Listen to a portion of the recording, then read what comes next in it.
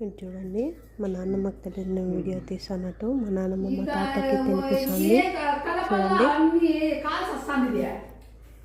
ఎంతగా కాదు చూడు అన్నము రోజేపు ఉన్నట్టే ఉండవు చల్లగా కాకనే కాలిపోతాను ఎట్లా కలిపేది.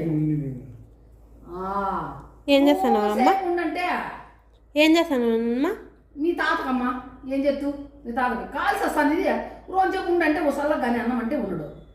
పెట్టో పట్ట 12 కూడా కాకనే అంటాడు తుమ్ము దీంట్లోకి పట్టు స్పూను ఏమట్లా ఈరోజు చెత్త తింటావా ఇలా కొంచెం మసాలా చూడు.